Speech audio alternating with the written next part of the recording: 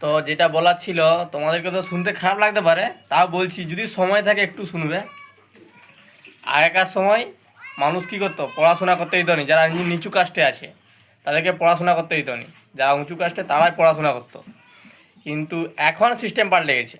System কেমন পাল্টে গেছে, যারা একদম নিচু কাস্টের মানে যারা গরিব মানুষ তাদের জন্য আলাদা স্কুল আছে, আর যাদের কাছে পয়সা আছে মানে যারা উঁচু কাস্টে তাদের জন্য আলাদা স্কুল আছে। এখন খালি স্কুলটা আলাদা হয়ে গেছে। তখন পড়তে দিত নি, এখন একটা আলাদা স্কুলে পড়াশোনা হচ্ছে, আর কিছুই নাই।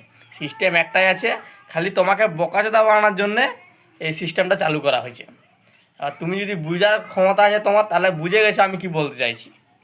যখন সবাই মিলে একসঙ্গে ধনী ধনী পরিবারের ছেলে আর গরিব পরিবারের ছেলে মেয়ে দুজনেই যখন একসঙ্গে একটা স্কুলে পড়বে, তখন আমাদের দেশ আগে যাবে। তার আগে কখনোই যাবে না। তার আগে সবাই যে স্কুলে পড়বে সে মূর্খই থাকবে, আর যারা বড় লোক তারা সেরকম স্কুলে পড়াবে, তারা শিক্ষিতই থাকবে। তুমি ভাবছো নি যে স্কুলে চলে গেলেই তোমার ছেলে মেয়ে শিক্ষিত হয়ে যাবে, বিশাল কিছু একটা ব্যাপার হয়ে যাবে? কিছুই হবে না।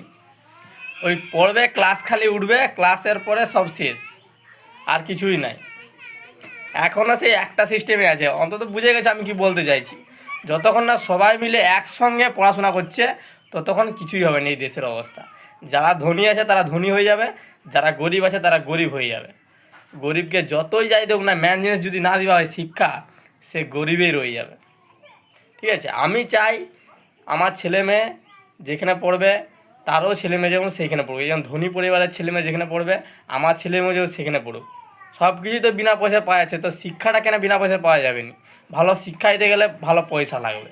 আর যেখানে ফ্রিতে শিক্ষা পাওয়া যাবে সেখানে শিক্ষা সেরকম হবে। এবার কিছু মানুষ বলবে যে সেখানে শিক্ষা কি খারাপ হয়?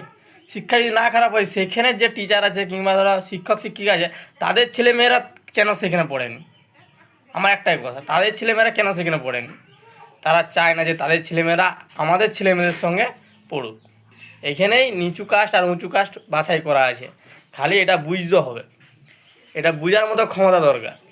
ঠিক আছে, এটা বুঝার মতো যবে ক্ষমতা চলে আসবে তবে আমাদের সমাজ এগিয়ে যাবে, তার আগে কিছুই হবে না। আর যা তো হচ্ছে মোবাইলে, সে আর বলার কথা নেই। চলছে, মোবাইল দেখছে মানুষ, টাইম পার করে দিচ্ছে, আর কিছুই নাই। আরও অনেক কথা বলবো, কিন্তু এখন আর বলছি না, আবার পরে কোনো দিন বলবো, কারণ অনেক লং ভিডিও হয়ে গেছে। আরও অন্য দিন বলবো।